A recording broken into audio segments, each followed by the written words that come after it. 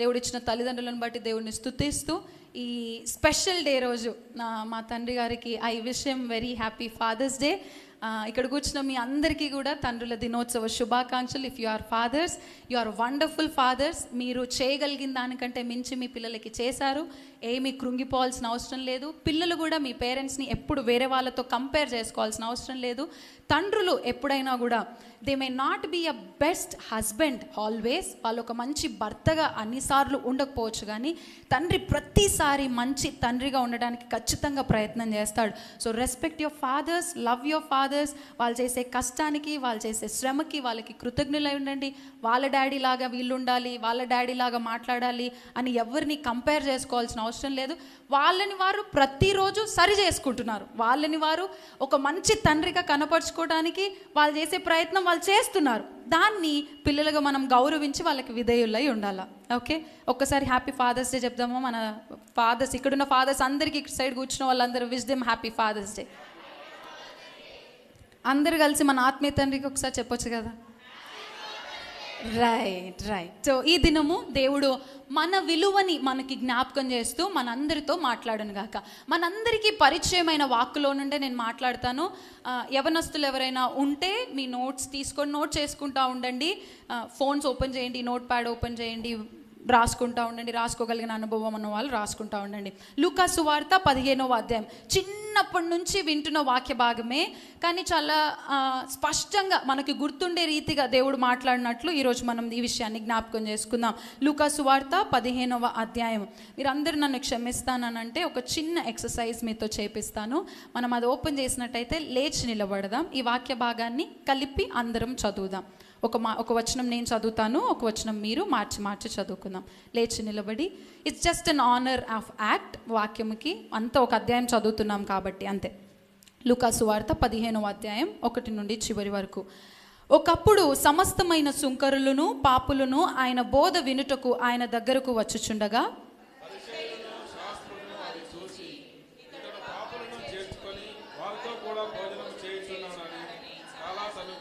అందుకు ఆయన వారితో ఈ ఉపమానము చెప్పెను.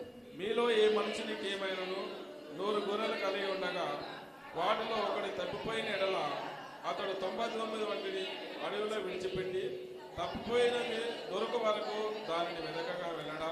అది దొరికినప్పుడు సంతోషముతో దానిని తన భుజముల మీద వేసుకుని ఇంటికి వచ్చి తన స్నేహితులను పొరుగువారిని పిలిచి, మీరు నాతో కూడా సంతోషించుడి, తప్పిపోయిన నా గొర్రె దొరికినదని వారితో చెప్పాను కదా. అటువలే మారు మనస్సు అక్కరలేని 99 మందియు నీతిమంతుల విషయమై కలుగు సంతోషము కంటే మారు మనస్సు పొందు ఒక్క పాపి విషయమై పరలోకమందు ఎక్కువ సంతోషము కలదు. ఏ స్త్రీకైనను 10 వెండి నాణములు ఉండగా వాటిలో ఒక నాణము పోగొట్టడం కంటే ఆమె దీపము వెలిగించి ఇల్లు ఊడ్చి అది దొరుకు వరకు జాగ్రత్తగా వెతకదా? అది దొరికినప్పుడు తన చెలికత్తెలను పొరుగువారిని పిలిచి, నాతో కూడా సంతోషించుడి, నేను పోగొట్టుకుని నాణము దొరికినదని వారితో చెప్పును గదా. అటువలే మారు మనసు పొందు ఒక పాపి విషయమై దేవుని దూతల ఎదుటను సంతోషము కలుగునని మీతో చెప్పుచున్నానెను. మరియు ఆయన ఇట్లనెను, ఒక మనుషునికి 2 కుమారులుండిరి. వారిలో చిన్నవాడు తండ్రి ఆస్తిలో నాకు వచ్చు భాగమిమ్మని తన తండ్రిని అడగగా అతడు వారికి తన ఆస్తిని పంచిపెట్టెను. కొన్ని దినములైన తరువాత ఆ చిన్న కుమారుడు సమస్తమును కూర్చుకొని దూరదేశమునకు ప్రయాణమైపోయి అచ్చట తన ఆస్తిని దుర్వ్యాపారము వలన పాడు చేసెను.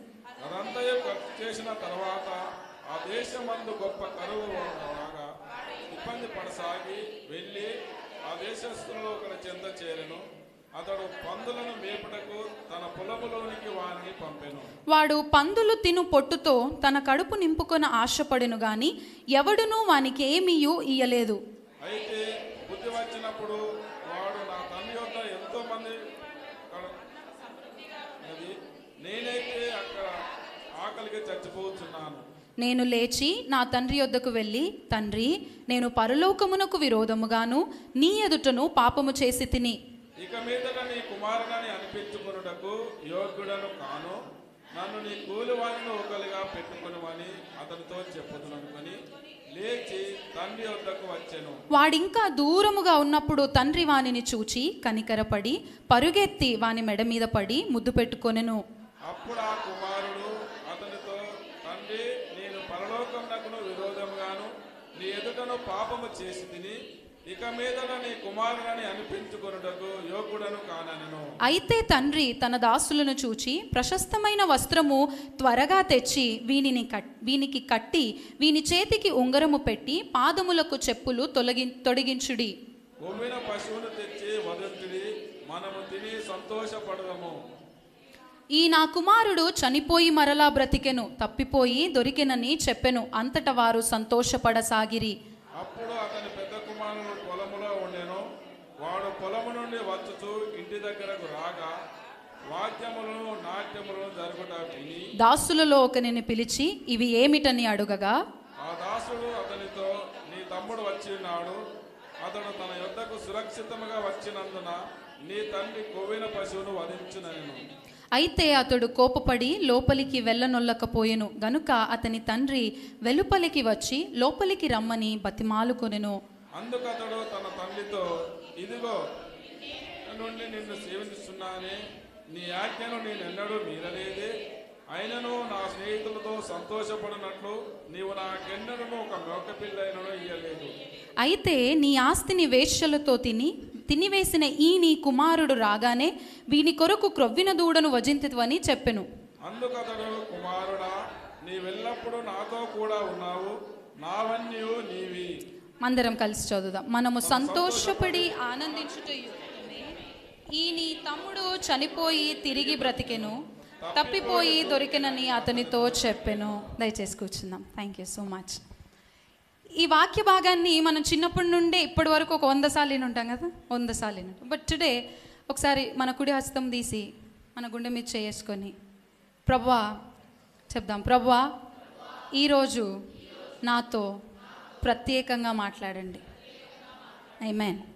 దేవుడు మనందరితో మాట్లాడును గాక. లూకా సువార్త 15వ అధ్యాయాన్ని theologians it is the gospel of miniature అన్నారు. అంటే సువార్తకి కావలసిన బైబిల్ అంతట్లో సువార్త గురించి ఏమైతే రాయబడి ఉందో దానంతటికి కావలసిన భాగం అంతా కూడా లూకా సువార్త 15వ అధ్యాయంలో ఉన్నట్టుగా గుర్తించారు. What ever gospel needs everything is present in Luke chapter 15 అంటారనమాట.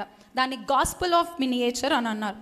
మార్టిన్ లూథర్ ఏమన్నాడంటే every major element of the gospel is found in Luke 15 అంటాడు. ఏమేం కావాలో సువార్త చెప్పడానికి అవన్నీ లూక్ చాప్టర్ 15లో ఉన్నాయి. ఒక మనిషికి నువ్వు సువార్త చెప్పాలి, దేవుని దగ్గర తీసుకొని రావాలి అంటే లూక్ చాప్టర్ 15 ఈజ్ ఇనఫ్ అన్న రీతిగా మార్టిన్ లూథర్ అన్నాడు.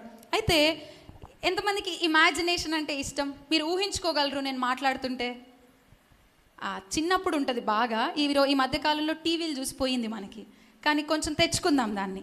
I want you to imagine the scene today. ఈరోజు నేను మాట్లాడుతున్నప్పుడు మీ దృష్టిలో యేసుప్రభు ఉండాలి, మీ దృష్టిలో చిన్న కుమారుడు ఉండాలి, పెద్దోడు ఉండాలి, తప్పిపోయిన గొర్రె ఉండాలి, అన్నీ ఉండాలి. I want you to imagine చేసుకోకుండా బైబిల్ ఎప్పుడు చదవకూడదు. I want you to be in that position. అక్కడికి తిరిగి వెళ్ళండి, అక్కడుండి దీన్ని వినడానికి ప్రయత్నం చేయండి. సో ఈ లూకా సువార్త 15వ అధ్యాయం జరుగుతున్న కాలం ఎలాంటి కాలం అనంటే, యూదులు అప్పటికే ధర్మశాస్త్రములో నుండి కొన్ని న్యాయ విధుల్ని, కొన్ని పాటించవలసిన క్రియల్ని, వాళ్ళు కమాండ్మెంట్స్ అంటారు, ఆజ్ఞల్ని, వాటిని కింద రాసి 613 తాల్ముద్ అంటాము. I don't want to go deep in to it, but still యూదులు కొంతమంది ఏమో పాటించేవారు.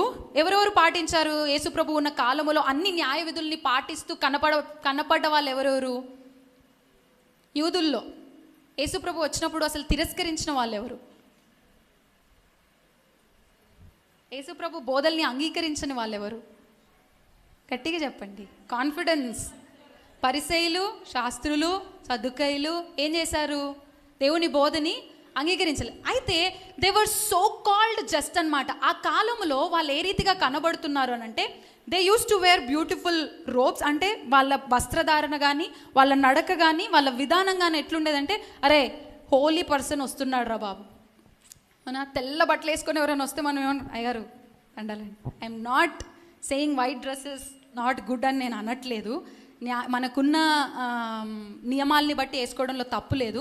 బట్ ఆ కాలంలో ఇన్నర్ హార్ట్ కంటే ఎక్కువ బయట కనపరిచేదానికి ఎవరైతే ఈ 613 న్యాయ విధుల్ని, కట్టడల్ని పాటిస్తారో అందుకే దేవుడు అంటాడు మత్తయి సువార్తలో, మోయలేనంత భారం ఇక్కడున్న ప్రజల మీద మీరు పెట్టి వాళ్ళని కష్టపెడుతున్నారు అంటాడు పరిసయ్యుల్ని, అక్కడున్న శాస్త్రుల్ని.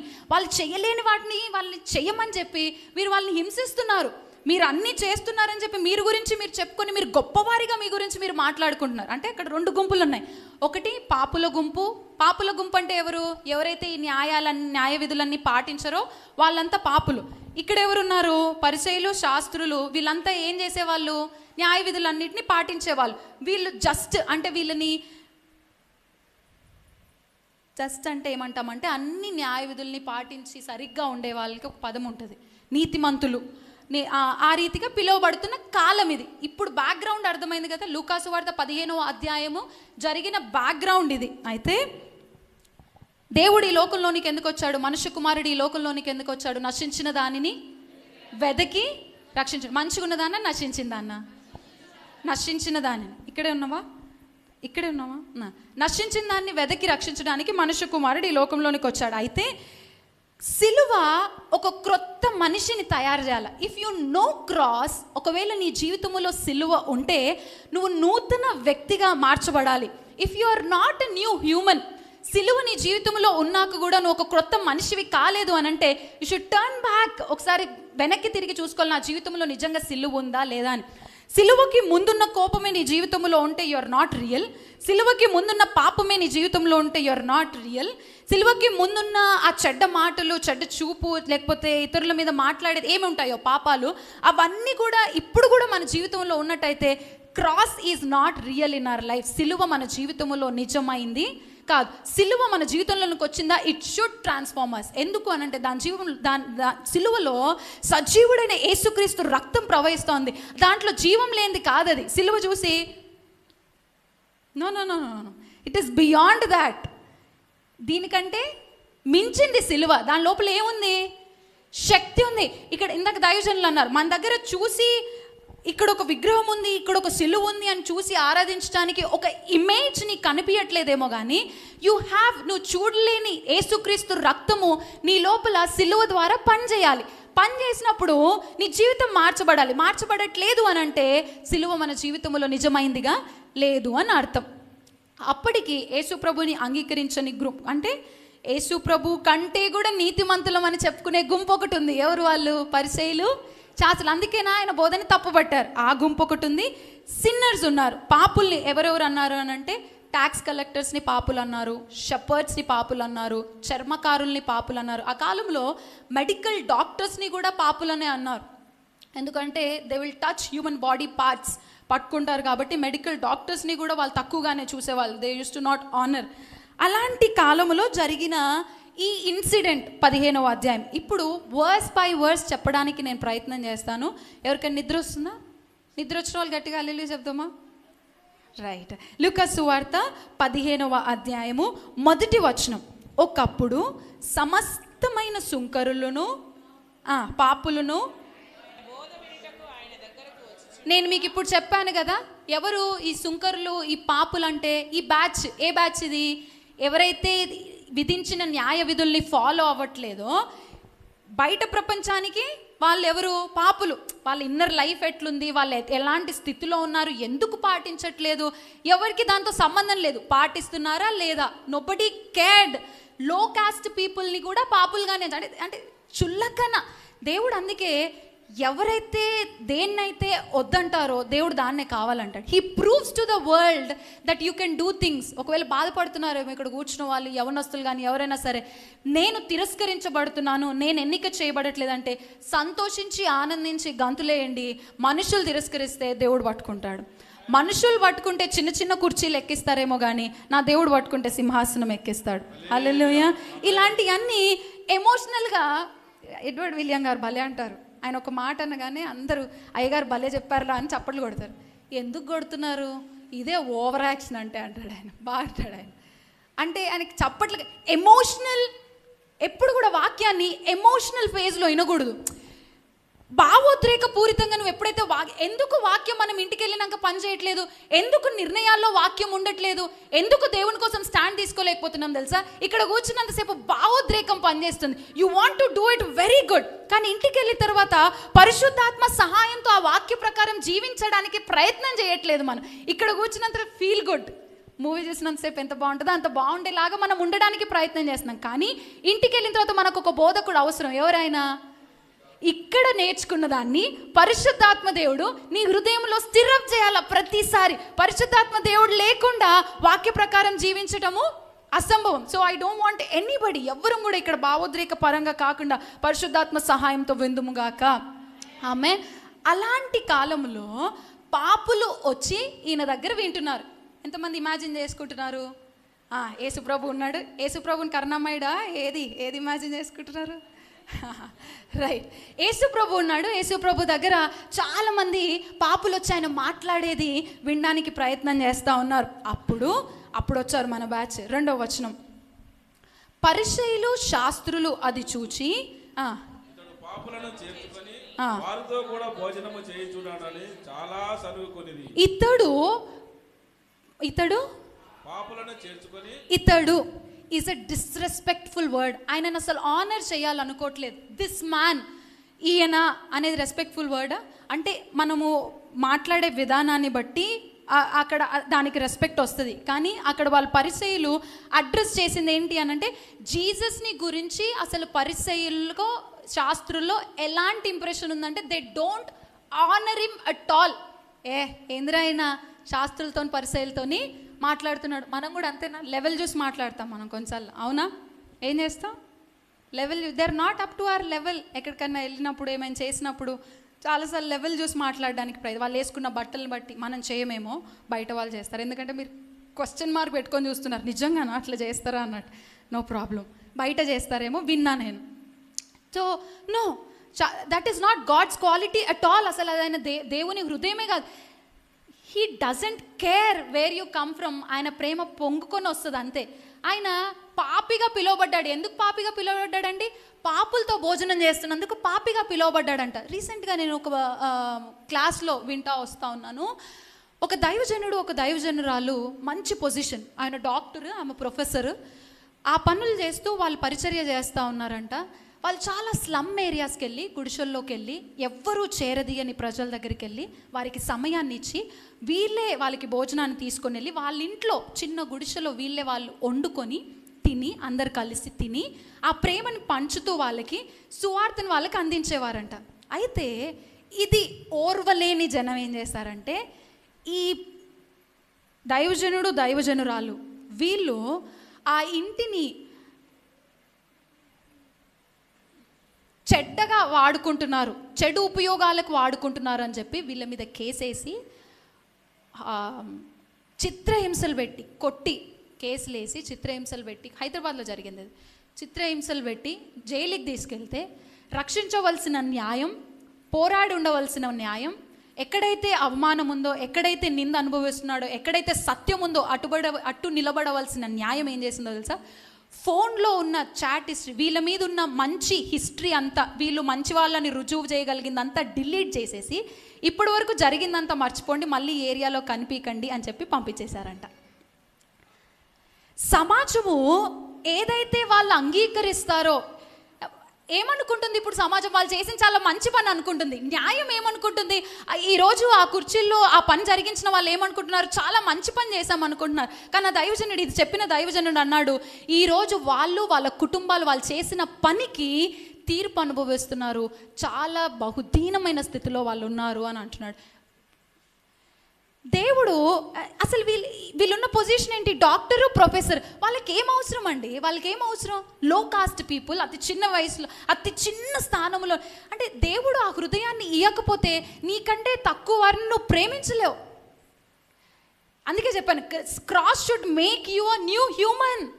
ఇంతకు ముందు చేసావు calculations, now you should not. There is no caste. మతము, కులము దేవుని దగ్గర లేనే లేదు. మతాన్ని, క్రైస్తవ్యాన్ని ఆయన స్థాపించలేదు. మతం ఎక్కడిది ఇంకా? You have to love a Hindu, you have to love a Muslim, you have to love a Sikh. You don't marry. అర్థమైందా? లవ్ చేయమన్నది అక్క అని వెళ్ళి హిందువులు ముస్లింలు ప్రేమించేసి వచ్చి అంకులు పెళ్లి చేయండి అని ఏడవకండి. చీకటికి వెలుగుకి పొత్తు లేదు. నో. ఎప్పుడైతే దేవుని ఆత్మచేత ప్రేమిస్తావో వాళ్ళని క్రీస్తు దగ్గరికి నడిపిస్తావు.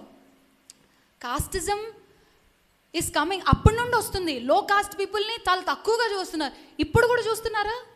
అసలు ఎక్కడ చూస్తున్నారు తెలుసా? సంఘంలో చూస్తున్నారు. Absolutely wrong. If you have not changed, resound వస్తుందమ్మా, if you have not changed, today is the day. పరిసయ్యుల గుంపులో శాస్త్రుల గుంపులో ఉన్నామేమో చూసుకోవాలి.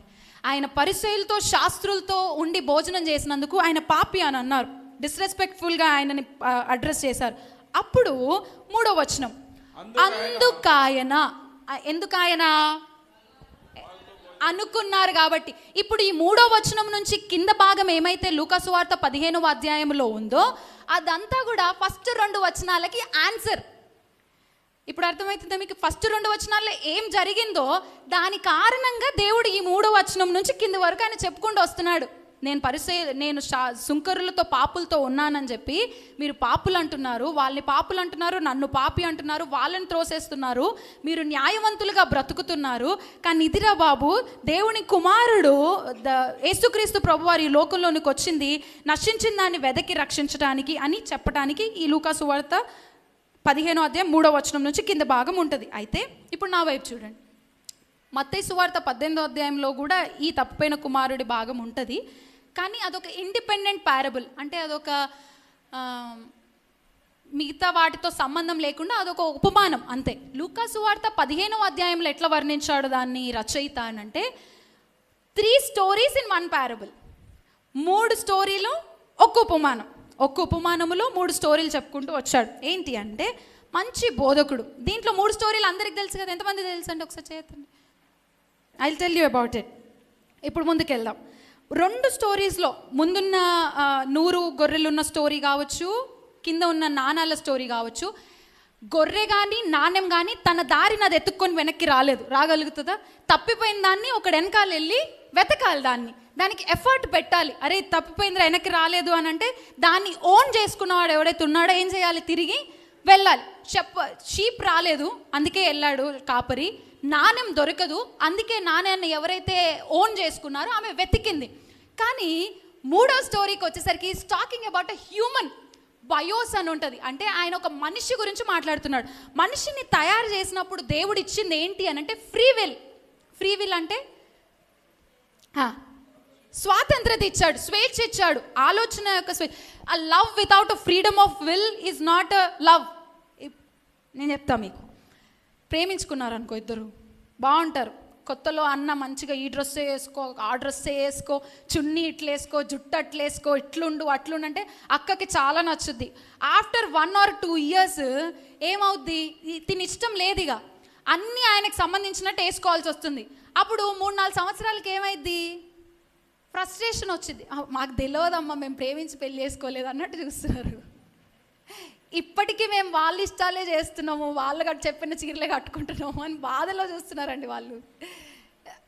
ఏమవుద్ది? ఫ్రీడమ్ ఆఫ్ మన స్వచిత్తాన్ని మనం ఎప్పుడైతే కనపరచలేమో అక్కడ బ్రీత్ ఉండదు, అది ఊపిరి తీసుకోలేము. ఇక అసలు నీ ఇష్టాన్ని నువ్వు కనపరచినప్పుడు అది ప్రేమ ఎట్లా అవుద్ది? అవునా? అందుకే దేవుడు మనకి చాలా ఏమడుగుతారు? దేవుడు ఎందుకు పండు తింటుంటే వద్దని చెప్పలేదు? మన ప్రశ్నలు. He gave us free will. ఆయన ఎంత ప్రేమించాడు అక్కడే కనబడుతుంది. నువ్వు చూస్ చేసుకునే ఎబిలిటీ ఇచ్చాడు. ఇక్కడ ఈ 3rd దాంట్లో అదే చెప్తున్నాడు. ఒక మనిషి గురించి మాట్లాడుతున్నప్పుడు ఆయనకి ఎబిలిటీ ఇచ్చాడు. అందుకే తండ్రి ఉండి ఎదురు చూశాడు, వెనకాల పరిగెత్తలే. ఏం జరిగింది అని అంటే ఈ 12వ వచనం. We will go from 12th. ఒక్క నిమిషం. వారిలో చిన్నవాడికి ఈస్టర్న్ కంట్రీస్లో యేసు ప్రభు ఇమాజినేషన్లు ఉన్నారా? బయటకు వచ్చేసిరా? నన్నే చూస్తున్నారా? ఉన్నారా? ఇంకా అందరినలా యేసు ప్రభు ఉన్న కాలంలో మిడిల్ ఈస్ట్ కంట్రీస్లో చిన్న కుమారుడికి వాల్యూ లేదు. చిన్న కుమారుడికి ఇంట్లో ఏం లేదండి. ఎవరికి ఇచ్చింది బైబుల్ వాల్యూ ఎక్కువ? జ్యేష్ఠత్వానికి ఇచ్చింది. జ్యేష్ఠుడు తీసుకున్న తర్వాత ఏమైనా మిగిలితే చిన్నోడు తీసుకోవాలి. ఆ కాలంలోనే ఇంకా వాళ్ళు జీవిస్తున్నారు. ఆయన పరిసయ్యులు శాస్త్రుల ముందు ఒక చిన్న కుమారుడు గురించి మాట్లాడుతున్నాడు అని అంటేనే ఏం చెప్తున్నాడు అని అంటే మీరు దేనికైతే విలువనివ్వట్లేదో దానికి నేను విలువిస్తున్నాను అని చెప్తూ చిన్న కుమారుడు గురించి చెప్తున్నాడు. అర్థమైందా? అప్పటికే పరిసయ్యుల లోపల ఈయన చిన్న కుమారుడు ఎదురు తిరిగాడని చెప్తున్నాడు ఏంటి అన్న షాక్ వచ్చేసి ఉంటుంది ఆ టైంకి. అట్లా ఈయన స్టోరీని బయటికి తీసుకొని వస్తున్నాడు. చిన్న కుమారుడు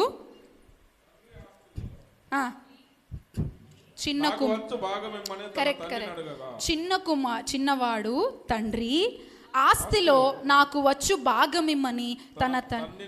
దిస్ ఈజ్ అబ్సల్యూట్లీ ఆ కాలములో చేయకూడని పని. తండ్రి బ్రతికుండగా వెళ్ళి నా ఆస్తి నాకు పంచిపెట్టు అని మిడిల్ ఈస్ట్ కంట్రీస్లో ఫస్ట్ సెంచరీస్లో అసలు జరగని పని ఇది. ఏమడు rebel, his love allowed rebellion. ఆయన ప్రేమ తిరస్కారాన్ని అంగీకరించింది, అలౌ చేసింది. అలౌ చేయడం, అంగీకరించడం అంటే యాక్సెప్ట్. అలౌకి ఇంకో వర్డ్ ఉంటుంది.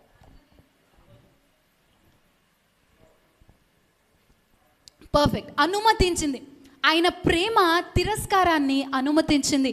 నేను ఎంత తిరస్కరించినా, దేవునికి వ్యతిరేకంగా తిరిగినా, ఎంత పడిపోయినా నేను మళ్ళీ తిరిగి వస్తున్నాను, ఎంత దూరం వెళ్ళైనా సరే మళ్ళీ వస్తాను అని పాపము మరలా చేస్తూ గనుక ఒకవేళ ఉన్నామేమో, ఈరోజు ఒక్క విషయం జ్ఞాపకం చేసుకోండి. ఆయన ప్రేమిస్తున్నాడు గనుక నేను ఈ తిరస్కారాన్ని భరిస్తున్నాడు. ఆయన ప్రేమిస్తున్నాడు గనుక నేను ఎన్నిసార్లు కాదన్నా తిరిగి ఆయన నిన్ను హిస్ లవ్ అలౌడ్ రిబెలియన్. ఆయన ప్రేమ తిరస్కారాన్ని అంగీకరించింది, అనుమతించింది, అలౌ చేసింది. అసలు ఒకవేళ తండ్రి చెంప మీద ఒకటి ఇచ్చి నోరు మూసుకొని కూర్చోరంటే వాడు ఏం చేస్తాడండి? కూర్చోవలసిందేనా? ఈరోజు మనం అనట్లే మన పిల్లల్ని. కానీ కొన్నిసార్లు ఇంకా ఏం చేయలేము అని తండ్రి దుఃఖంతో ఓకే అన్నట్టుగా ఆ తండ్రి అంటున్నాడు.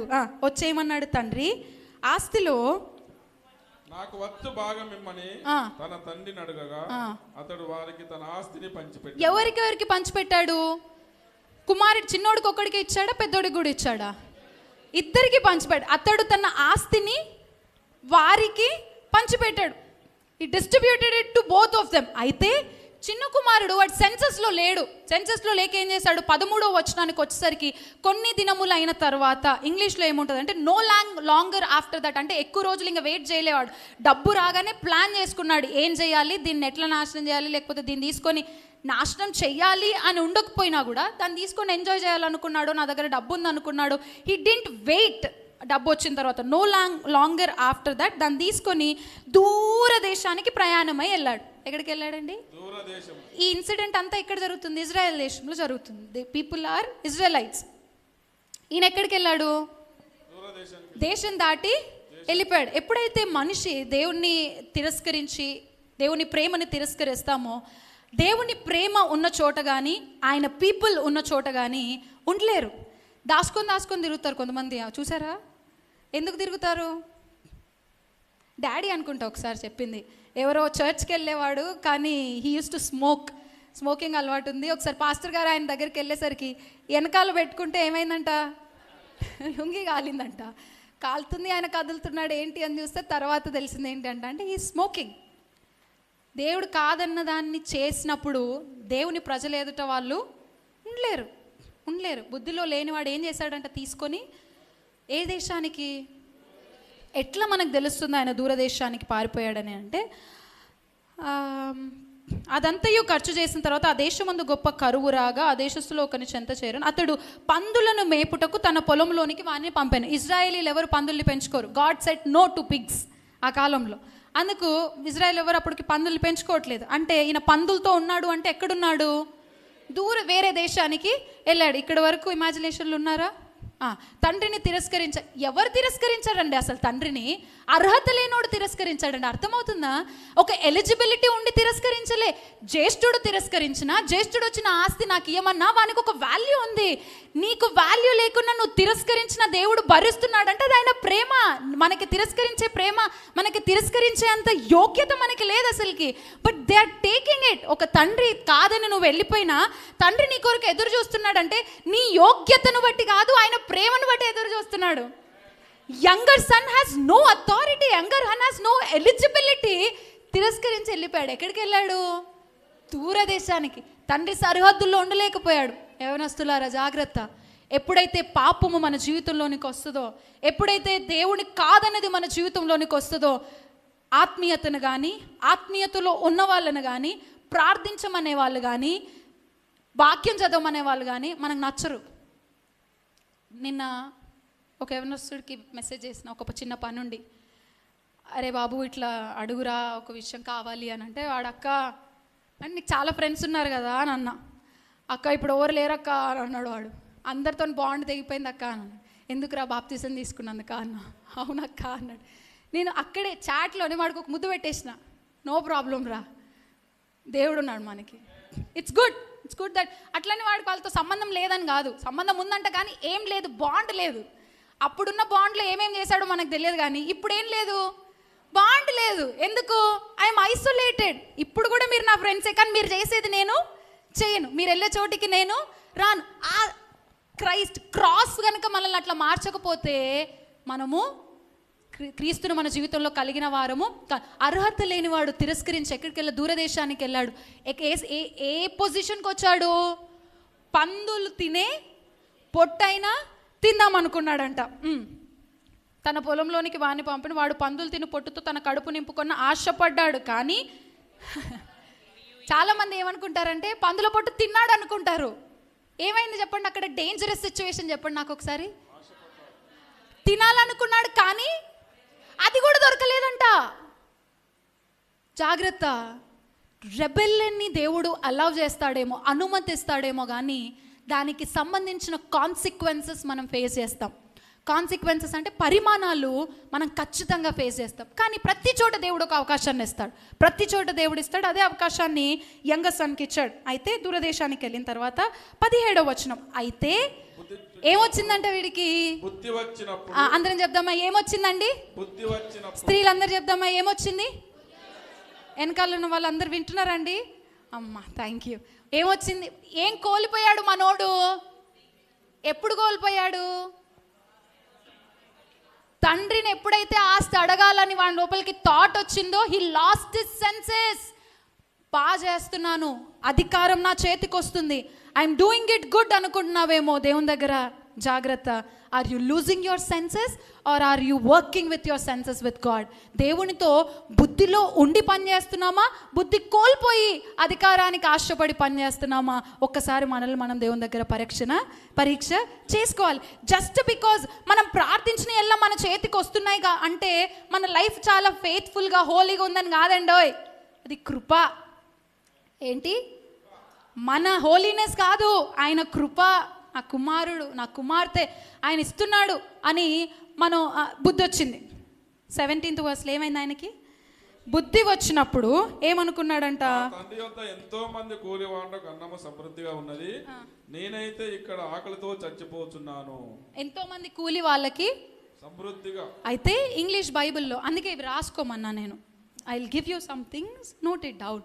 ఎందుకు ఇంగ్లీష్ బైబిల్లో ఏముంటుందంటే హయర్డ్ మెన్ అని ఉంటుంది. ఇప్పుడు నా వైపు చూడండి, ఒక చిన్న విషయం చెప్తా మీకు. 3 రకాల కూలి వాళ్ళు ఉండేవాళ్ళు ఆ కాలంలో. మొదటి రకం ఏంటి అంటే పనివాడు, బానిసనే పనివాడు కానీ ఇంటివాడు. వాడిని బానిసగా తెచ్చుకుంటారు, పనే చేస్తాడు కానీ ఇంట్లో ఒక మనిషిగా ఉంటాడు, అదొక రకం. ఇంకొక రకం ఉంటుంది, పనివాడు ఇంట్లో ఉంటాడు కానీ ఇంటి మనిషిగా ఉండడు, అంటే ఇంటి బాధ్యతలు అన్నీ తీసుకొని ఒక ఇంటి మనిషిగా ఉండడు, రెండో వాడు. మూడో వాడు ఏంటంటే హైర్డ్ మెన్, వీళ్ళు కూలి వాళ్ళు, అంటే రోజువారీ పని వాళ్ళు. అంటే తండ్రి ఇంటి మనిషిగా ఉన్న కూలోనికి పెట్టట్లే, ఎవరికి పెడుతున్నాడంట? సమృద్ధి ఆహారము. పనివాడు కూలోడిగా వచ్చి వెళ్ళిపోతున్న వానికే నా తండ్రి ఇంట సమృద్ధి భోజనం ఉంది. నేనేమో కుమారుణ్ణి కానీ నాకేమో ఏం లేదు, ఆహారం కూడా లేదనుకున్నాయి. కూలి వాళ్ళు ఈ 3 రకాలు ఉంటే కింద వాడు అనుకున్న ఆశ ఏంటి అంట?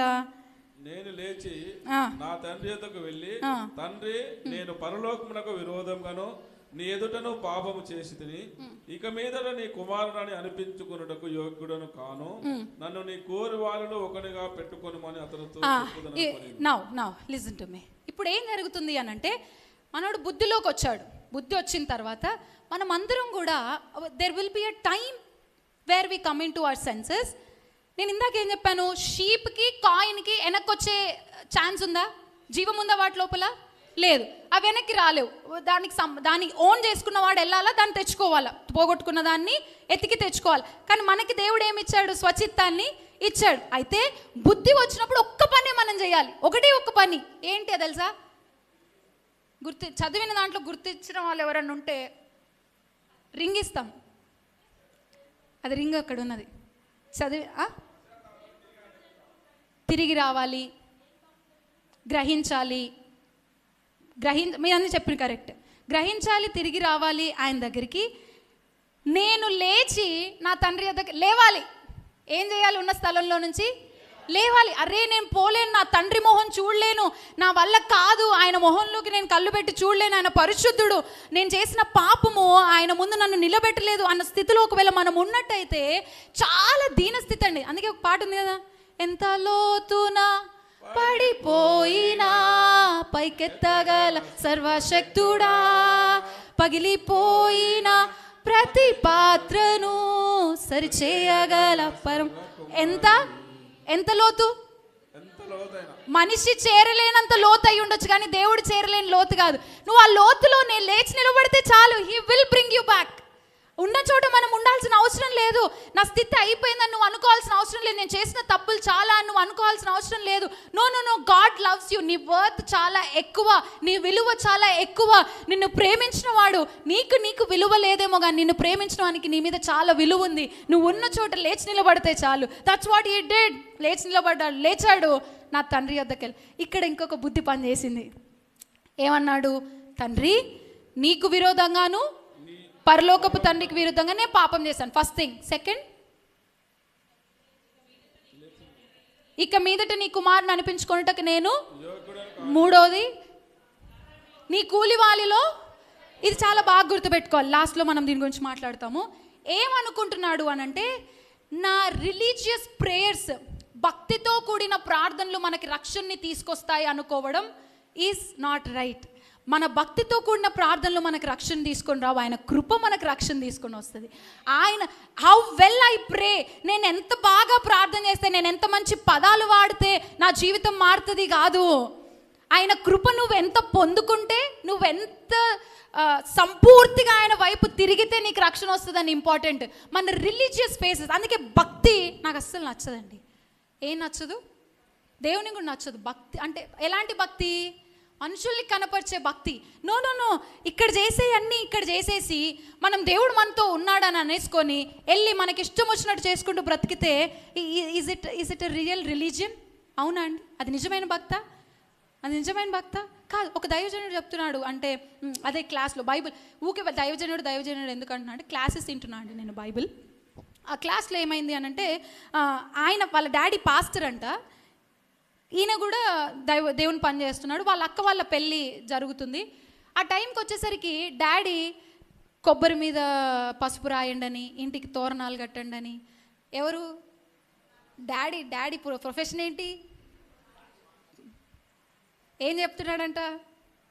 తోరణాలు కట్టండి, మామిడాకులు కట్టండి, కొబ్బరికి పసుపు రాయండి, అమ్మాయికి అది చేయండి, ఇది దేవుడు కాదన్న వాటిని చేయకూడదు, దేవుడు చేయమన్న వాటిని చేయొచ్చు. నేను ఎందుకు మ్యారేజెస్ కానీ ఏవైనా ఈవెంట్స్ ఎందుకు ఇంపార్టెంట్ అంటే, అక్కడే దేవుడు మనతో ఉన్నాడు, మనం దేవుని వారమని రుజువుపరచుకోవడానికి ఒక అవకాశం అంతే. కొట్టుకొని పోకుండా అక్కడ నేను ఇది చెయ్యనురా బాబు, ఎందుకు చెయ్యవు? నేను దేవుని బిడ్డను కాబట్టి చేయను. మా అక్క మ్యారేజ్ టైంలో నేను చాలా ఎగ్జైటెడ్గా ఉన్నా, అన్నీ చేస్తూ ఉన్నా. సో ఫస్ట్ టైం ఆమెని పెళ్లి కూతుర్ని చేసే టైంకి మా నాన్నగారు నా ఎగ్జైట్మెంట్ చూసినారు. హీ అండర్స్టూడ్, ఏదో చేస్తుంది అని తనకు అర్థమైంది. నా దగ్గరకు వచ్చి ఒక మాట అన్నారు, నాన్న ఎమోషనల్ అవ్వకు. ఏమన్నారు? భావోద్రేకాలకు వెళ్ళకు, ఆలోచించి బైబిల్ పరంగా వాక్యపరంగా కరెక్ట్ అనుకున్నవి మాత్రమే చెయ్యి అని అంటే, అప్పటికి మా అక్కకు పెట్టినవి అన్నీ తీసి పక్కగా వేసేసిన. నేను కొంచెం కోపం వచ్చింది, but then I understood. Later నాకు అర్థమైంది ఏంటి అని అంటే, అక్కడే కదా మనం ప్రూవ్ చేసుకోవాల్సింది. మనం ప్రూవ్ చేసుకోవాల్సిన ప్రతి చోట, ఎక్కడైతే నాతో క్రీస్తున్నాడని కనపరచవలసిన ప్రతి చోట రాజీ పడుతూ పోతే క్రీస్తుని ఎక్కడ కనపరుస్తాం? ఫస్ట్ మన జీవితంలో మనం ఏం చేస్తాం తెలుసా? క్రీస్తునే రాజీ పడతాం. ఆయనే మన మన మన మన జీవితానికి ఆధారమే ఆయన. How can you compromise on God? ఏం కాదులే, ఒక్క సండేనేలే, ఒక్క వాక్యమేలే, ఒక్క ప్రార్థన. ఎవరితో అంటున్నావు ఏం కాదులే ఒక్క ప్రార్థనలే అని? దేవునితో సంబంధం లేని వాళ్ళతో అంటున్నావు. వాళ్ళకి దేవుడి మీద నీ మీద విలువ ఎట్లా పెరుగుద్ది? ఎక్కడ ఆయనను కాంప్రమైజ్? మన రిలీజియస్ ఫ్రేజెస్, మనం భక్తిపూర్వకంగా మనం దేవునికి ఎంత చేస్తున్నాం, ఎంత ఇస్తున్నాం అనేది మనకి రక్షణ తీసుకొని రాదు. అనేది ఆయన దగ్గర ప్రేమని ఎర్న్ చేయదండి, ఆయనే ప్రేమమయుడు. ఇంకా నువ్వు ఎర్న్ చేసుకునేది ఏంటి? నువ్వు నువ్వు జీతం చేసి ప్రేమను పొందుకోవాల్సిన అవసరం లేదు దేవుని దగ్గర. ప్రేమ అర్థమవుతుందా అండి మీకు? ఆయన నిండా ప్రేమ ఉంది, ఉప్పొంగుతుంది. అది నువ్వు చేసే క్రియల్ని బట్టి ఆయన నీకు ఇచ్చే బహుమతులు ఉంటాయేమో తప్ప ప్రేమను నువ్వు మార్చలేవు. He always loves you, even when you rebel, even when you go away. ఆయన నిన్ను ప్రేమిస్తున్నాడు అంతే. తిరిగి వచ్చిన తర్వాత నువ్వు చేసే క్రియల్ని బట్టి బహుమతులు ఉంటాయేమో వేరువేరుగా. అర్థమవుతుందా? ఇక్కడ నుంచి పోతుందా, ఇందులోకే పోతుందా? కొంచెం కొంచెం పోతుందా? హల్లెలూయా. ఒకసారి గట్టిగా చెప్తామా? హల్లెలూయా. మనోడు ఒక ప్లాన్ చేసుకున్నాడు. డాడీ తప్పు చేసిన డాడీ నాకు క్షమించు. డాడీ ఇంకొక పని చేసా. ఏంటి? నీ ఇంట్లో పని ఓడుకుంటా డాడీ, బయట ఇల్లు ఉక్తా, ఆకిలు ఉక్తా, అన్ని పనులు చేస్తాడు డాడీ ప్లీజ్. ఏంటిది? ఇది మనోడి సొల్యూషన్. అయితే యంగర్ సన్, చిన్న కుమారుడికి తండ్రి యొక్క హృదయం అప్పటికి అర్థం కాలేదండి. బుద్ధిలోకి వచ్చాడు కానీ తండ్రి హృదయం అర్థం కాలే. ఏమయ్యాడు? ఏమొచ్చింది మనోడికి? బుద్ధి వచ్చింది. బుద్ధి వస్తుంది కానీ దేవుని దగ్గరకు వచ్చేంత వరకు, తండ్రిని నువ్వు స్పష్టంగా చూసేంత వరకు తండ్రి హృదయం మనకు అర్థం అవ్వదండి. చాలాసార్లు తండ్రి హృదయం ఇంకా మనకు అర్థం అవ్వాలి. అందుకే సొల్యూషన్స్ చేసుకుంటున్నాడు. నాకు కొంచెం తిండి దొరికితే చాలు, ఆయన దగ్గరికి వెళ్తే చాలు అనుకుంటున్నాడు. అయితే 20వ వచనం,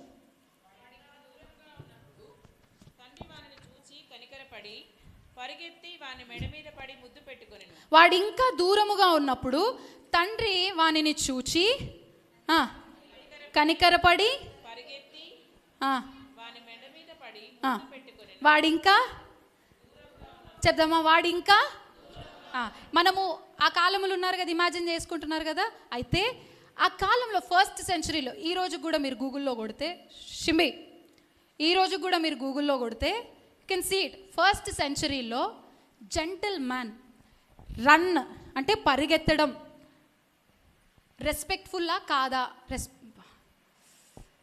గౌరవప్రదమా కాదా అని ఒకవేళ మీరు గూగుల్లో కొడితే you'll find this answer. Middle east కంట్రీస్లో మిలిటరీకి తప్ప, యుద్ధానికి తప్ప ఒక హోదాలో ఉన్న ఒక పెద్ద ఆయన సమాజంలో పరిగెత్తడు. అర్థమవుతుంది కదండి? సమాజంలో పరిగెత్తడు. ఇప్పుడు మీరు ఇలాంటి సినారియోనే ఊహించుకోండి, ఇలాంటి స్థానంలోనే మీరు ఊహించుకోండి. Should have been there. No sit. ఇలాంటి స్థానంలోనే కూర్చో. ఇలాంటి స్థానంలోనే మీరు ఊహించుకోండి. ఇదంతా ప్రజలండి. ఇదంతా ఎవరు? ప్రజలు. ఆ గ్రామంలో ఉన్నారు. ఇప్పుడు మనోడు ఎక్కడి నుంచి వస్తున్నాడు? చాలా దూరం నుంచి వస్తున్నాడు. ఒక వ్యక్తి చాలా దూరం నుంచి చాలా బహుదీనమైన స్థితిలో వస్తున్నాడు అనుకోండి. అందరికీ ఊరోళ్ళందరికీ తెలుసా చిన్నోడు వెళ్ళిపోయిందని? తెలుసా తెలీదా అండి? తెలుసా? అందరు ఏమనుకుంటున్నారు? ఈడేం చేస్తున్నాడో, తండ్రిని వ్యతిరేకించిపోయాడు, వాడు ఏంటి అసలుకి, వానికి ఇంత కూడా అది లేదు ఇది లేదు అంటే తండ్రి ఎంత బాధపడుతున్నాడు. అమ్మో తండ్రిని కాదన్నాడు రా, తండ్రిని తిరస్కరించా. పెద్దోడు చూడరా, ఎవడు పెద్దోడు చూడరా ఎవరితో ఉన్నాడు? ఎంత బాగా తండ్రితో ఉన్నాడు రా. పొద్దున్న చేస్తే పొలం పని, ఇంటికి వస్తే ఇంటి పని, ఎంత మంచోడు రా పెద్దోడు. చిన్నోడు చూడరా డబ్బులు తీసుకొని వెళ్ళిపోయాడు రా, వాడు ఎట్లా బతుకుతున్నాడో ఏమో కానీ తండ్రిని తిరస్కరించాడు రా అనుకుంటున్నారు. ఆ కాలంలో సమాజం అంతా చిన్న కుమారుడి గురించి చెడ్డగా మాట్లాడుకుంటున్నప్పుడు చాలా దూర ప్రాంతం నుండి వాడు వస్తూ ఉన్నాడు, చిన్న కుమారుడు. తండ్రి ఒకటే ఆశతో ఎదురు చూస్తున్నాడు, నా కుమారుడు ఇగొస్తాడు, నా కుమారుడు ఇగొస్తాడని ఎదురు చూస్తూ ఉన్నాడు. చాలా దూరముగా ఉండగానే తండ్రి ఏం చేశాడో తెలుసా అండి? కూర్చున్నోడు లేచి పరిగెత్తడం మొదలుపెట్టారు. Gentle man doesn't run. ఆయన హోదాలో ఉన్నవాడు ఏం చేయకూడదు? ఆ కాలంలో పరిగెత్తకూడదు. ఎందుకు పరిగెత్తకూడదు తెలుసా? వాళ్ళు ఒక రోబ్ ధరించుకునే, వాళ్ళు వేసుకునే వస్త్రాలను బట్టి వాళ్ళు పరిగెత్తుతున్నప్పుడు వాళ్ళ అండర్ గార్మెంట్స్ కనిపిస్తాయి. అంటే వాళ్ళ లోపల వేసుకున్న వస్త్రాలు కనిపిస్తే అది సిగ్గు. కాబట్టి ఎవరు సమాజంలో పరిగెత్తే వాళ్ళు కాదు వాళ్ళు వేసుకునే బట్టలను బట్టి. కానీ తండ్రి లేచి పరిగెత్తాడు. ఎందుకో తెలుసా? సమాజము చిన్న కుమారుని చూస్తే, అరే వాడిని దీనస్థితి చూడరా, వాడున్న పరువు తీసుకొని వచ్చాడు చూడరా, వాడు ఎలాంటి స్థితిలో వచ్చాడు చూడరా అంటారేమో అని చిన్న కుమారుని వైపు ఎవరు తలలెత్తకుండా తండ్రి లేచి ఆ సిగ్గును ఆయన తీసుకొని, ప్రజలంతా నన్ను నేకడిగా చూసినా పర్లేదు కానీ నా కుమారునికి ఆ సిగ్గు వాడు అనుభవించకూడదని పరిగెత్తునెళ్తున్నాడు. That is the picture of cross. ఒకరోజు నీవు నేను నేకెడ్గా సిలువలో కనబడకూడదని, దీన స్వభావములో, వాట్ ఈస్ నేకెడ్నెస్, బట్టలు లేకుండా ఉండడం, నా దిగంబరత్వం సిలువలో కనబడకూడదని ఆయన దిగంబరుడయ్యాడు. అదే చెప్తున్నాడు పరిసయ్యులకి, అరే ఈరోజు మీరు ఇట్లా ఉంటే హోలీ, అట్లుంటే హోలీ అనుకుంటున్నారా? నా చిన్న కుమారుడు అక్కడి నుంచి వస్తున్నాడు రా, వాడు సిగ్గుపడ్డానికి వీల్లేదు. సిగ్గు నేను తీసుకుంటాడు కానీ వాడు సిగ్గుపడ్డానికి వీల్లేదు. పరిగెత్తుతున్నాడు తండ్రి. నీవు నేను తీసుకోవాల్సిన సిగ్గుని, నీవు నేను అనుభవించవలసిన ఎమోషనల్ స్ట్రెస్ని ఆయన సిలువలో అనుభవించాడు. That is the picture of cross. అది మన తండ్రి అయిన దేవుని ప్రేమ.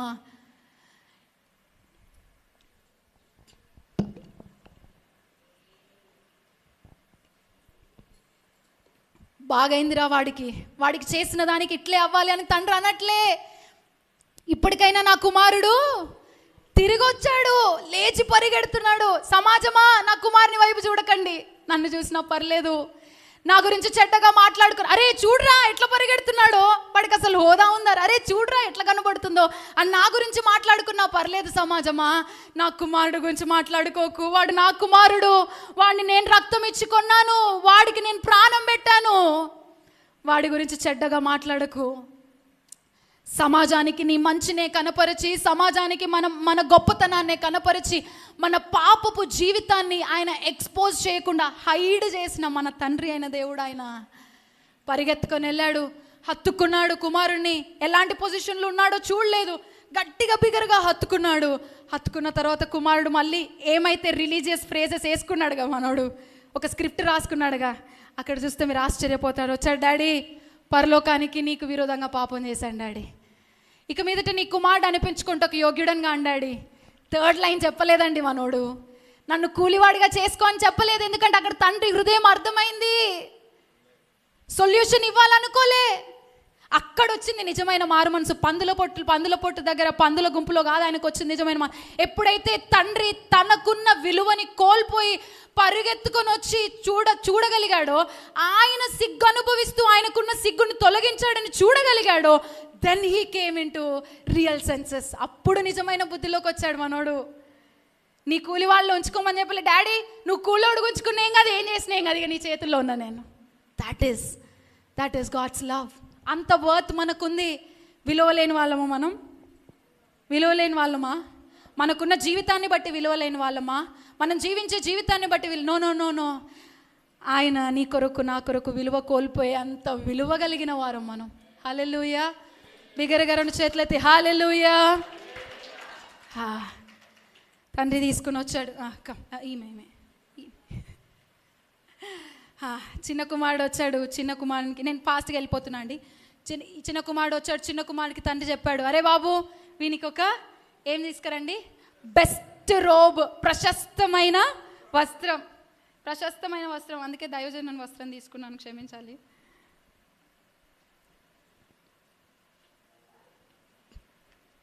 చెప్పులే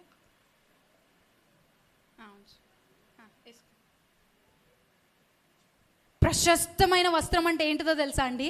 కొత్త అంగి కాదు. ఇది ఇంకా మీ లోపల ఇంకా నూతనమైన ఏమంటారు థ్యాంక్స్ గివింగ్ రావాలి మీ లోపల. కొత్త అంగి కాదు, తండ్రంగి. ఎవరంగి అండి? నీతి వస్త్రం ఆయన మనకి ధరింపజేశాడు. ఎవరికి తెలుసా? అది కొత్తగా సృష్టించలే. ఆయనకి అసలు ప్రశస్తమైనది ఏదైనా ఉందంటే ఆయనదే. అదే నీకు ఇచ్చాడు దేవుడు. ఆమేన్. సెకండ్ హ్యాండ్ కాదు మంది, నా దేవుని హ్యాండే నాది. నా దేవుడు ఏదైతే వాడాడో అదే నాది. సెకండ్ హ్యాండ్ అమ్మంది, సెకండ్ హ్యాండ్ అంగి ఇయ్యలే దేవుడు. ఆయన ప్రశస్తమైన వస్త్రాన్ని ధరింపజేసి, నీతి వస్త్రం ఎవరిదండి? ఆయన నీతి వస్త్రం. ఎవరునో ఈ లోకంలో ఎవరు కూడా నీతిమంతులు కాదు, అందరిని పాపం చేసి దేవుడు అనుగ్రహించి మహిమను పొందలేక పనికి మాలిన వారు ఉన్నారు. కానీ ఆయన తన నీతి వస్త్రాన్ని ఆయన దగ్గరికి తిరిగి వచ్చిన వారికి ధరింపజేసే దేవుడు. కానీ దానికి తగినట్టుగా మనం ఏం చేయాలి? జీవించాలి. Then he gave another thing, ring. Ring indicates what? Ring ఏంటిదండి? రింగ్ అంటే అదే చెప్పే కదా చిన్నప్పటి నుంచి చిన్నమని. చెప్పండి, రింగ్ అంటే ఏంటి? అధికారం ఇచ్చాడు. ఏమవ్వాలనుకున్నాడు మనోడు? రిలీజియస్ ఫ్రేజ్ చెప్పండి. కూలివాడిలో ఒకటి, కూలోళ్ళలో కూడా తక్కువ కూలోడు అవ్వాలనుకున్నాడు. కానీ దేవుడు ఏమి ఇచ్చాడండి? అందుకే చెప్పాను, తండ్రి హృదయములో ఏముందో తెలీదు, అధికారం ఇచ్చాడు. వద్దనుకున్నా మనోడు కూలోడు ఉండాలనుకున్నాడా? ఏమి ఇచ్చాడు తెలుసా? చెప్పులు ఇచ్చాడు. కూలోళ్ళు చెప్పులు వేసుకోరు. కుమారుడా, నువ్వు కోల్పోయిన దానికంటే అధికమైంది దేవుడు మళ్ళీ తిరిగి ఇచ్చాడు. ఇప్పుడు విందు అవుతుందండి. ఐ వాంట్ యూ టు ఇది ప్రజెంట్ చేయాలనుకుంటున్నా. ఈయన వచ్చినందుకు చాలా సంతోషంగా ఉన్నారు అక్కడ ఉన్న వాళ్ళంతా. కింద వచనాలు వెళ్ళి చదవండి. అక్కడ ఉన్న వాళ్ళంతా చాలా సంతోషంగా ఉన్నారు. తండ్రి దగ్గరికి తిరిగి వస్తే నూతన జీవం వస్తుంది, మనకి అబండెంట్ లైఫ్, నిత్య జీవం వస్తుంది. నిత్య జీవం వచ్చిన తర్వాత తండ్రి ఇంట్లో సింఫనీ అండ్ మ్యూజిక్ ఉంది. అంటే అందరు ఏం చేసుకుంటున్నారు? ఆ వచనం ఒక్కటి చదువుతారా? ఉంగరము పెట్టి పాదములకు 25 కొవ్విన పశువును తెచ్చి వధించుడి. వధించను, మనము తిని సంతోషపడదాము. ఈ నా కుమారుడు చనిపోయి మరలా బ్రతికెను, మనం అందరము తిని సంతోషపడదామని చెప్పి అక్కడ ఏమవుతుంది? తండ్రి ఇంట్లో ఎల్లప్పుడూ సంతోషమే, ఆటలు పాటలు ఇక్కడేగా. తండ్రి ఇంట్లో ఎల్లప్పుడూ పాడండి, ఆటలు పాటలు ఇక్కడేగా. ఆడుదాం, కొని ఆడుదాం, ఆడుదాం, రైట్. ఏమున్నాయంట తండ్రి ఇంట్లో? సంతోషం, ఆనందం, నీతి వస్త్రం ఇచ్చాడు దేవుడు, ఉంగరం ఇచ్చాడు, చెప్పులు ఇచ్చాడు. విందుకు వచ్చిన వాళ్ళందరికీ వీడే స్థితిలో వచ్చాడో తెలుసా అండి? తెలుసా? తెలీదా? ఎట్లా తెలుస్తుంది? తెలుసా? ఎందుకు? వాళ్ళు చూసిందంతా ఎవరిని? తండ్రిని. ఆ సిగ్గునంతా ఎవరు తీసుకున్నారు? దేవుడు ఎప్పుడైనా కూడా నీ పాప జీవితం, నీ దౌర్భాగ్య స్థితిని ఒక్కసారి దేవుని దగ్గర ఒప్పుకుంటే ఎవరికి పొట్రే చేయడండి, ఆయన కనపరచడు. ఒక మనిషి దగ్గర నీ తప్పు ఒప్పుకున్నావు అనుకో, ఒక్కరికో ఇద్దరికో చెప్తాడు, కానీ నా దేవుడు నిన్ను ఉంచిన స్థితి చూపిస్తాడు తప్ప నువ్వు వచ్చిన స్థితి చూపెట్టాడు. ఎంత పాపంలో నుండి వచ్చావు చూపెట్టాడు, నీకే చెప్తాడు. దావీదు, నువ్వు ఎక్కడి నుండి వచ్చావు నువ్వు జ్ఞాపకం చేసుకో అన్నాడు తప్ప ప్రతి ఓడి దగ్గరికి వెళ్ళి దావీదు నేను అక్కడి నుండి తీసుకొచ్చాను, వాడు అంత దౌర్భాగ్యుడు అని దేవుడు చెప్పలే. దావీదు జ్ఞాపకం చేశాను, నానా నేను నిన్ను అక్కడి నుంచి ప్రేమించాను రా అన్నాడు తప్ప ఆయన వేరే వాళ్ళకి దావీదు గురించి తక్కువగా చెప్పలే. నేను దావీదు కుమారుడని అన్నాడు. నువ్వు ఒక్కసారి ఆయన దగ్గరికి వస్తే నీ విలువను ఆయన పెంచుతాడే తప్ప తగ్గించాడు ఎవరి ముందు.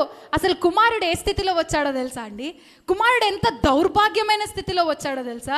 ఇంత దుస్థితి నుండి వచ్చిన కుమారుణ్ణి ఎవరికైనా చూపెట్టాడా అండి దేవుడు? బిందులో ఉన్న వారికి కుమారుడు ఈ స్థితిలో ఉన్నాడని తెలుసా అండి? నీ స్థితిని దేవుడు ఎరుగును కానీ నీ దీన స్థితిని మనుషులకు ఆయన తెలియజేయడు. అయ్యో దేవుని దగ్గరికి వస్తే తెలిసిపోద్దేమో, వాళ్ళకి తెలిసిపోద్దేమో, నా జీవితం ఇట్లుందని భయపడాల్సిన పని లేదు. ఆయన ఈ స్థితి మాత్రమే కనపరిచే దేవుడు. ఈ స్థితిని ఆయనే పట్టించుకోవట్లేదు, ఈ స్థితిని ఏం చేయట్లేదు. ఇట్లొచ్చిన వాడిని ఏం చేశాడండి? అతుక్కున్నాడు. ఏం చేశాడు? ఎక్కడి నుండి అతుక్కున్నాడండి? అంత దూరంలో ఉంటే పరిగెత్తుకొని వెళ్ళి అతుక్కున్నాడు. ఎంత భయంకరమైన స్థితిలో ఉన్నావో దేవుడు కన్సిడర్ చేయడమా? దేవుడు కన్సిడర్ చేయడయా? నీ బిడ్డల్ని, నిన్ను దేవుడు ఆ స్థితిలో ఉంచే బయటికి తీసుకుని వస్తాడు. ఆమేన్. మన బిడ్డల్ని దేవుడు అటు రీతిగా దీవించునుగాక. ఆమేన్. థ్యాంక్ యూ మా.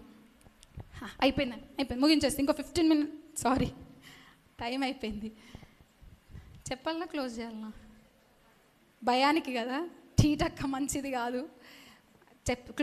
I close it in 10 minutes. అయితే నేనేమన్నా థర్డ్ స్టోరీలో ఎంత లాస్ మీరే మారాలి.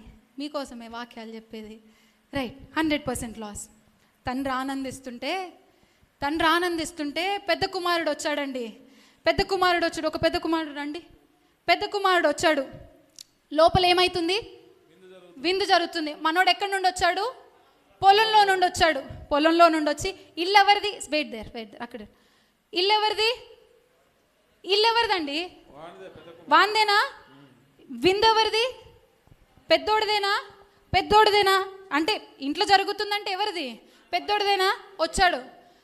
వచ్చి లోపల విందు జరుగుతుంటే అసలుకి మా నోడికి చిన్నోడు వచ్చిందనే తెలియదండి. చిన్నోడు గురించి జరుగుతుందనే తెలియదు. బిఫోర్ నోయింగ్ దాట్ ఓన్లీ వీడు బయట ఉండే ఎందుకు అడిగాడు? మీకు కాన్సెప్ట్ అర్థమవుతుందా? సరే అలిగిండు, ఇంత పని చేస్తే తండ్రి పట్టించుకోలేదు అనేది అనుకుందాం. వీడు కుమారుణ్ణి దాసుని పిలిచి ఏం అడుగుతున్నాడు? లోపల ఏం అంటే వీడికి ఏం తెలీదు.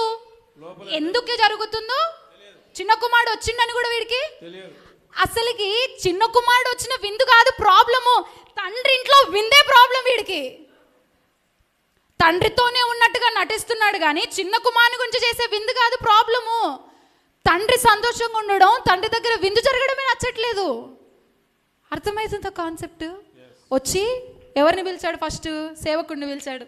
లోపల ఏం జరుగుతుందిరా అడిగితే, అన్న మన తమ్ముడు వచ్చిందన్న, మన తమ్ముడు వాళ్ళు వచ్చిండు, మీ నాన్న ఆయన కోసం కొవ్విన దూడం కోసి విందు చేస్తున్నాడు అని అంటే దౌర్భాగ్యం అండి.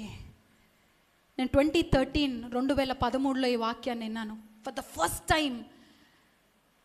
ఆయన సన్నిధిలో నేను పశ్చాత్తాపడి ఏడ్చింది ఈ వాక్యం విని. ఇది విన్న తర్వాత ఇది ఇక్కడే 2013లో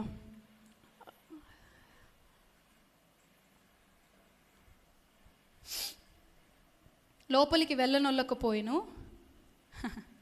కనుక అతని తండ్రి వెలుపలికి వచ్చి లోపలికి రమ్మని బతిమాలుకొనెను. ఇడు ఫస్టే లోపల ఏం జరుగుతుందని అడిగిండు. నానా తమ్ముడు వచ్చిండు అనగానే అడుగు పడట్లే, రైట్ లెగ్ పడట్లే, లెఫ్ట్ లెగ్ పడట్లే. దేంట్లోకి? సహోదరుణ్ణి ప్రేమించని వాడు దేవుణ్ణి ఎలా? మన వర్టికల్ రిలేషన్షిప్ మెజర్మెంట్ నీ హారిజాంటల్ డీడ్స్ని బట్టి ఉంటుందంట. అంటే నువ్వు దేవునితో ఎలాంటి సహవాసం కలిగి ఉన్నావో నీ సహోదరుల పట్ల నువ్వు చేసే క్రియల్ని బట్టి మెజర్ చేయొచ్చంట. మెజర్ అంటే కొలమానం వేయొచ్చు మన క్రియల్ని. Your vertical relationship is measured by your horizontal acts అంటాం. తండ్రితోటే ఉన్నాడు, ఆయన సొంత తమ్ముడు తిరిగి వచ్చాడు, మీ నాన్న లోపల ఎంజాయ్ చేస్తున్నారు వాళ్ళంతా అనేసరికి ఏం కాలే, మనోడికి డైజెస్ట్ అవ్వలే, లోపలికి వెళ్ళనొల్లకపోయాను. అక్కడ ఇంకో విషయం జరిగింది. అయితే లోపలికి రమ్మని బతిమాలుకొనెను. గనుక అతన్ని తండ్రి వెలుపలికి వచ్చాడు. ఇప్పుడు నా వైపు చూడండి అండి ఒకసారి.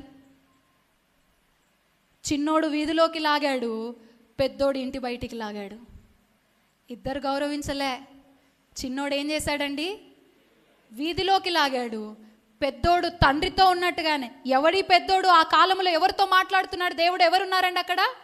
పరిసయ్యులు, శాస్త్రులు. మేము అన్నీ చేస్తున్నాం, మేము ప్రార్థన చేస్తున్నాం, మేము దశంభాగాలు ఇస్తున్నాం, మేము దేవునికి ఆరాధన చేస్తున్నాం, మేము అది చేస్తున్నాం, ఇది చేస్తున్నాం, మేము చేసేవి ఇవి అవి అని చెప్పుకుంటున్నాం, గొప్పలు చెప్పుకుంటున్నాం, హోలీ లైఫ్ లీడ్ చేస్తున్నామని కనపరుస్తున్న వాళ్ళతో దేవుడు చెప్తున్నాడు, అరే బాబు మీరు నాతోటే ఉన్నా అనుకుంటున్నారు కానీ ఈ సహోదరులని ప్రేమించట్లేదు కనుక నన్ను మీరు మళ్ళీ అవమానపరుస్తున్నారా.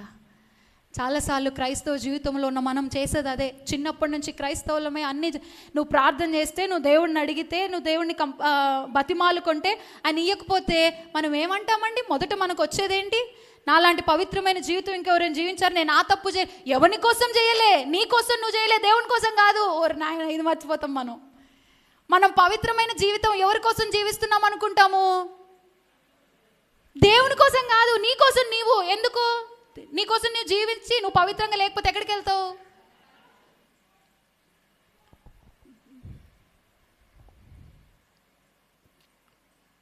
ఇంకొక ఏమంటాడు తెలుసా పెద్ద కుమారుడు 29లో, అందుకతడు తండ్రితో, ఇదిగో ఇన్నేళ్ల నుండి నిన్ను సేవించుచున్నా. చిన్నోడైనా తండ్రి దగ్గరకు వచ్చి ఏమన్నాడు? తండ్రి నీ ఆస్తిలో నాకు భాగమి అని అన్నాడు. కానీ పెద్దోడు ఏమంటున్నాడండి? ఇదిగో ఇదిగో. తండ్రి అన్నాడా? ఏమన్నాడండి? ఇదిగో. పరిసయ్యులు ఏమన్నారు? ఈయన, దిస్ మ్యాన్ ఆ పరిసయ్యుల గురించి చెప్తున్నాడు.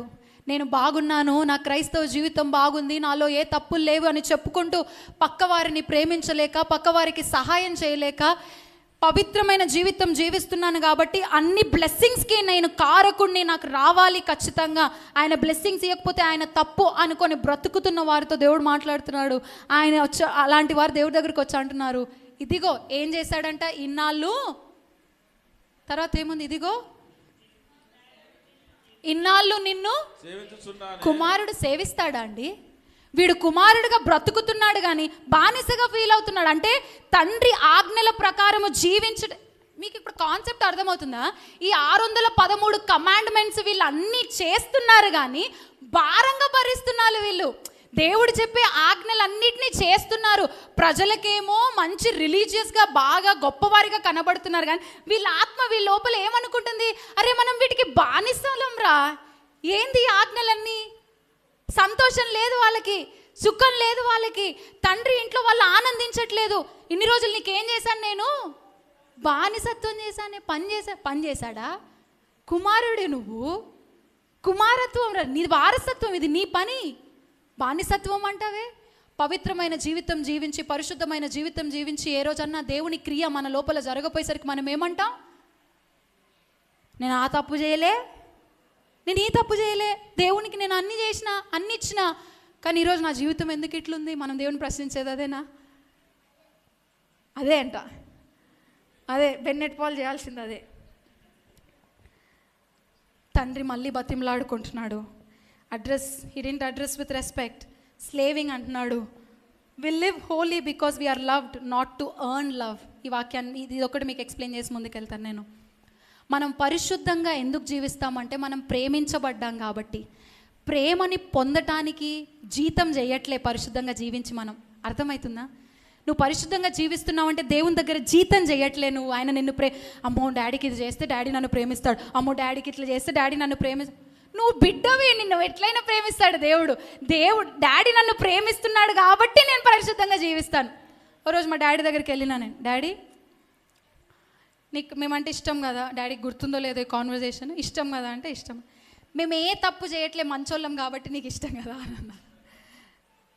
వి డిడ్. నాకు తెలిసి ఆయన తలదించుకోవాల్సినంత గొప్ప అంటే అట్లాంటివి ఏం చేయలేదు. ఆయన మమ్మల్ని అలా పెంచారు కూడా. సో ఆ గర్వం నాకు బాగుండేది. వెళ్ళి అడిగితే, నాన్న మీరు చేసిన క్రియల్ని బట్టి కాదు, మీరు నాకు కుమార్తెలు అయినందుకు నేను మిమ్మల్ని ప్రేమిస్తున్నాను అని అన్నాడు ఆయన. మీరు నా బిడ్డలు, మీరు చేసిన పనిని బట్టి కాదు. మనం చేసిన పనిని బట్టి ఆ సిచ్యువేషన్లో తల్లిదండ్రులు కోప్పడతారేమో తప్ప వాళ్ళ ప్రేమని ఈ కాన్సెప్ట్ అర్థమవుతుందా అండి? అర్థమవుతుందా? వాళ్ళ ప్రేమని ఎర్న్ చేయడానికి నువ్వు జీతం చేయాల్సిన, దేవుని దగ్గర నువ్వు బానిసత్వం చేయాల్సిన పని లేదు. కుమారత్వం నీది, వారసత్వం నీది. ఆయన నిన్ను ప్రేమిస్తున్నాడు. ఆయన దగ్గర నువ్వు చేసే పరిశుద్ధమైన జీవితం కోసం నువ్వు పడే పోరాటం, పాపాన్ని జయించిన, అబద్ధం ఆడొద్దు, చెడ్డ చూపులు చూడొద్దు, పోర్నోగ్రఫీ చూడొద్దు, అడల్టరీ చేయొద్దు, పక్కోడితో తప్పుగా మాట్లాడొద్దు, పక్కోడిని కొట్టొద్దు, ఇతరుల్ని నిందించకూడదు అనేవి నీకు భారం అవ్వకూడదు. ఆయన ప్రేమను పొందుకోవడానికి చేయకూడదు. ఆయన నిన్ను ప్రేమిస్తున్నాడు కనుక చేయాలి దాన్ని. ఇద్దరు తండ్రిని అవమానపరిచారు, ఇద్దరూ తండ్రిని తిరస్కరించారు, ఇద్దరూ తండ్రిని బయటికి లాగారు. అయితే ఈ వాక్యాన్ని చివరికి వచ్చేసరికి రచయిత దాన్ని హీల్ క్లోజ్ ఇట్. దీంట్లో మనం సంతోషించి ఆనందించట యుక్తమే, ఈయనకు చెప్తున్నాడు. ఎక్స్ప్లెయిన్ చేసుకోవాల్సి వస్తుంది. తండ్రి ఏం చేయాల్సి వస్తుందండి? ఒక రిలేషన్షిప్లో, దేవుడు ఏర్పాటు చేసుకున్న ఒక బంధంలో నేను ఎందుకు ఇది చేశాను అని ప్రతిసారి నువ్వు ఎక్స్ప్లెయిన్ చేసుకుంటే విలువ కోల్పోతాం. అవునా? మనం ఏమనుకుంటాం, మనం చెప్పకుండానే మన పార్ట్నర్ మనల్ని అర్థం చేసుకోవాలనుకుంటాం. అలాంటిది తండ్రి బయటికి వచ్చి, రే ఎందుకు చేస్తున్నానో తెలుసా, మన తమ్ముడు చనిపోయి బ్రతికిండ్రా, మన తమ్ముడు ఎక్కడికి వెళ్ళిపోయి వచ్చిండ్రా అని చెప్తున్నాడు. తండ్రి ఎక్స్ప్లెయిన్ చేసుకుంటున్నాడు. ఈ చాప్టర్ని యోనా గ్రంథం ఎట్లయితే కంక్లూజన్ లేకుండా, కంక్లూజన్ అంటే ఎండింగ్ లేకుండా క్లోజ్ అయిందో, లూకా సువార్త 15వ అధ్యాయం కూడా అట్లే క్లోజ్ అయింది. అయితే మొదటి నుండి ఇక్కడి వరకు మనం మాట్లాడిన దాంట్లో వేర్ డూ యూ ఫాల్, మనం ఎక్కడ ఉన్నాం, మన వర్త్ కోల్పోయినట్టుగా ఉండి ఆగిపోయామా? ఆయన సిగ్గును అనుభవించి మనకు ఆయన విలువను తీసుకొని వచ్చాడు.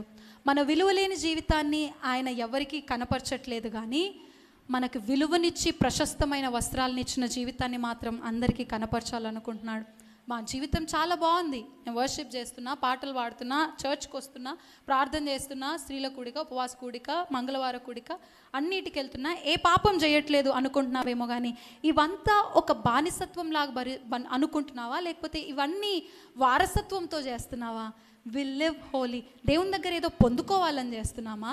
లేదు, దేవుడు మనకి దేవుడు అయినందుకు, దేవుడు మనకి తండ్రి అయినందుకు మనం పరిశుద్ధంగా జీవిస్తున్నాం. మనమేం జీతం చేయట్లేదు దేవుని దగ్గర, ఆయన దగ్గర మనం పిల్లలం, వారసత్వం ఉంది మనకి. ఈరోజు తండ్రుల దినోత్సవంలో ఆయన జ్ఞాపకం చేస్తున్నాడు. ఆయన తండ్రి హృదయం చాలా గొప్పది. ఏ స్థితిలో, చిన్న కుమారుని స్థితిలో ఉన్నా, పెద్ద కుమారుని స్థితిలో ఉన్నా, తప్పిపోయిన గొర్రె స్థితిలో ఉన్నా, పోగొట్టుకున్న నాణం స్థితిలో ఉన్న ఆయన మనల్ని తిరిగి తెచ్చుకుంటాడు. ఒక్కటే పని చేయాలా, ఆయన దగ్గరికి తిరిగి వెళ్ళాలా. తెరిచి నిలబడితే చాలు, అవే ఆయన క్లియర్ చేస్తాడు. ఒక చిన్న ప్రార్థన చేసుకుందామా? బాగా కనబడుతుందేమో బయటికి జీవితం, ఐఎమ్ ఫైన్ అనుకుంటున్నామేమో, కానీ సహోదరుని ప్రేమించట్లేదేమో. చిన్న విషయాలే అండి, చిన్న విషయాలే, భరించలేని తనం, ఓరులేని తనం, దుఃఖములో ఉన్నావా? పందుల పొట్టులో ఉన్నట్టుగా ఉందా? దేవుని హృదయం అసలు అర్థం చేసుకోగలుగుతున్నామా? తండ్రి హృదయం అర్థమవుతుందా? తండ్రి హృదయం అర్థమవుతుందా? తిరిగి వచ్చావనుకో తండ్రి దగ్గరికి, ఆయన సిగ్గుని తీసుకొని, నీ సిగ్గు ఎవరికి కనబడకుండా ఆయన నిన్ను కప్పే దేవుడు, ఆయన నిన్ను కప్పే దేవుడు. ఒక చిన్న ప్రార్థన చేస్తావా? ఒక చిన్న ప్రార్థన చేస్తావా? నోళ్ళు తెరిచి ప్రార్థన చేద్దామా సంగమా? తండ్రి, సిలువలో నేను దిగంబరుని అవ్వాల్సింది, నా కొరకు మీరు దిగంబరత్వాన్ని తీసుకున్నారయ్యా. ప్రశస్తమైన వస్త్రం, నీతి వస్త్రం ఆయన నీకు ధరింపజేశాడు. ఒక చిన్న ప్రార్థన చేసావు కదా, వాక్యానికి ముందు నాతో మాట్లాడాయా అని. పరిశుద్ధాత్మ దేవుని సహాయం అడుగు. ప్రభా, నేను ఇక్కడ విని తిరిగి వెళ్ళిన తర్వాత పరిశుద్ధాత్మదేవ నాకు బోధించు, నన్ను వదిలిపెట్టకయ్యా. భావోద్రేక పూరితమైన వాక్యము నాకు వద్దయా. నా జీవితంలో మార్పు జరగాలి నాయనా. ఏ స్థితిలో ఉన్నావు? ఏ స్థితిలో? అర్హత ఉందనుకుంటున్నావా దేవుని తిరస్కరించడానికి? అర్హత లేకున్నా నువ్వు దేవుని తిరస్కరిస్తుంటే ఆయన భరిస్తున్నాడంటే ఆయన ప్రేమ. He loves you. ఆయన ప్రేమే. మనం చేసుకున్న క్రియలు కాదు, మన నీతి క్రియలు కాదు, మన రిలీజియస్ ఫ్రేసెస్ కాదు. పొద్దున్న సాయంత్రం ప్రార్థన చేసుకుంటున్నాను అందుకే నేను బాగుంటున్నాను, అదొక కారణం కావచ్చేమో తప్ప ఆయన కృప నిన్ను కాపాడుతున్నాడు, నీ పిల్లల్ని కాపాడుతున్నాడంటే ప్రభువా నీ కృప వెల్లడిపరచినందుకు వందనాలయ్యా. తండ్రి, నీ కృపని మా ఎడల కనపరుస్తున్నందుకు వందనాలయ్యా. తప్పిపోయినట్టుగా ఉన్నట్టయితే మా జీవితాలని నాయన మీ చేతుల్లోకి తీసుకోమని వేడుకుంటున్నాం. ఇక్కడ ప్రభా ప్రతి హృదయములో నీ వాక్యమును స్థిరపరిచి ప్రతి ఒక్కరితో మీరు మాట్లాడిన ఆయన ఈ వాక్యము ద్వారా వారి జీవితాలు సరి చేసుకొని మేమందరమును మళ్ళీ మా విలువని మేము తెలుసుకొని నీ సన్నిధికి తిరిగి రావడానికి సహాయమును చేయమని వేడుకుంటూ ప్రభా ఈ వాక్యాన్ని స్థిరపరిచి భద్రపరిచి ఈ వారమంతయు దానికి తగినట్టుగా జీవించడానికి పరిశుద్ధాత్మ సహాయం మాకు దయచేయమని యేసుక్రీస్తు నామములో ప్రార్థించి వేడుకుంటున్నాం తండ్రి.